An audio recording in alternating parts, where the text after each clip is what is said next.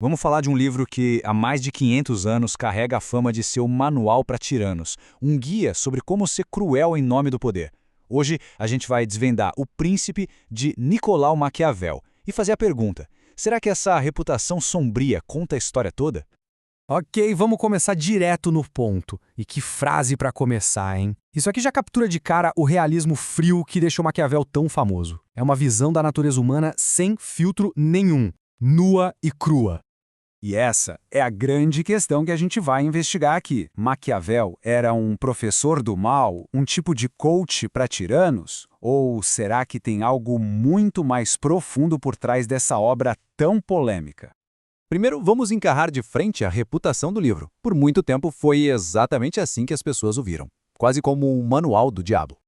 Pensa bem, durante séculos a interpretação mais comum era bem simples. Este é um guia cínico sobre poder. Aquela famosa frase, os fins justificam os meios, que, curiosamente, ele nunca escreveu, acabou virando sinônimo do nome dele. A ideia era clara, conquiste o poder, não importa o custo. Mas para entender de verdade esse livro, a gente precisa entender o mundo que o criou. Um mundo que era um verdadeiro caos. Contexto é tudo, né? E o contexto aqui era a Itália do século XVI. Nas palavras do historiador Paulo Arrival, a Itália não era um país, mas sim um campo de batalha, um lugar de instabilidade política constante. Imagina o cenário. A Itália era tipo uma colcha de retalhos, sabe? Um monte de repúblicas e principados brigando entre si. Não tinha um país unificado. E por ser tão fraca e desunida, virou tabuleiro de xadrez de potências estrangeiras como a França e a Espanha. Era um caos político e militar completo. E aí que tá o pulo do gato. Maquiavel não era um acadêmico isolado escrevendo de uma torre de marfim. Ele era um político, um diplomata que viu de perto a terra natal dele ser despedaçada. O Príncipe, então, não é uma filosofia abstrata. É quase um apelo desesperado, uma resposta pragmática a uma crise gigantesca, um chamado por um líder forte que fosse capaz de unir a Itália. Então, que tipo de conselho ele deu que foi tão revolucionário? É aqui que as coisas ficam bem chocantes para a mentalidade da época.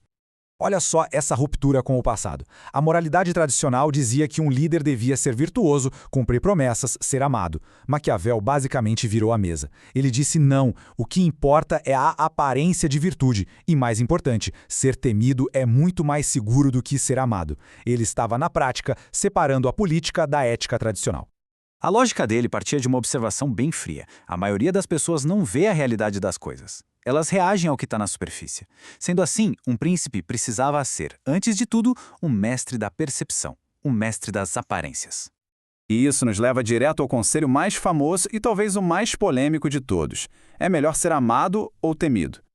Para Maquiavel, o amor era um sentimento muito instável. Ele acreditava que a lealdade baseada no afeto era frágil demais, porque a natureza humana, no fundo, seria egoísta. As pessoas quebram laços de amor na primeira oportunidade que for conveniente para elas. Já o medo? O medo é diferente. O medo é constante. Um governante que é temido mantém o controle porque o pavor da punição é um motivador muito mais confiável. É simples, é brutal e, segundo ele, eficaz. Mas aqui tem um detalhe fundamental que muita gente deixa passar. Maquiavel faz uma distinção muito clara. Ser temido não é a mesma coisa que ser odiado. O medo mantém as pessoas na linha. Já o ódio inspira conspirações, inspira revoltas. Por isso aviso, um príncipe nunca deve tocar na propriedade ou na honra das famílias dos seus súditos, porque é aí que o medo vira ódio. Certo. Então a imagem de um manual para tiranos está bem clara. Mas e se a gente virasse tudo isso de cabeça para baixo? E se o livro for, na verdade, uma lição para o povo? E esse é o grande enigma. Maquiavel era um republicano de coração. Ele serviu à República de Florença. Então, por que diabos ele escreveria um guia para um príncipe autoritário? A resposta para essa pergunta pode mudar completamente a nossa leitura. Muitos anos depois, o filósofo Jean-Jacques Rousseau veio com uma teoria radical. Ele disse que Maquiavel não estava aconselhando os reis, mas sim expondo os segredos sujos deles para que todo mundo pudesse ver. Essa interpretação de que o livro é uma sátira muda tudo. A ideia é que o príncipe seria uma grande ironia. Ao detalhar exatamente como um tirano age, Maquiavel estaria, na verdade, armando o povo com um guia de como identificar e resistir à tirania. Uma lição de liberdade disfarçada de lição sobre poder. Então, no fim das contas, Qual é o legado final dessa obra tão complexa e cheia de contradições? É a política como ela é. Seja um manual para tiranos ou uma sátira para o povo, uma coisa é inegável: Maquiavel mudou o jogo. Ele é amplamente considerado o pai do pensamento político moderno.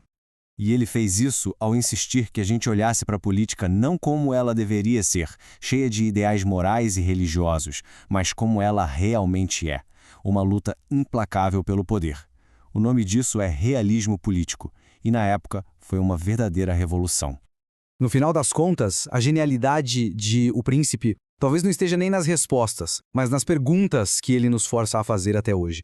Perguntas sobre liderança, moralidade e a realidade crua do poder que continuam tão relevantes hoje quanto eram na Florença do Renascimento. Isso nos deixa com uma última reflexão. Na nossa era de imagem política, de redes sociais, de batalhas de narrativas, as lições de Maquiavel sobre aparência versus realidade parecem mais atuais do que nunca. A pergunta que fica no ar é: será que o jogo do poder realmente mudou tanto assim?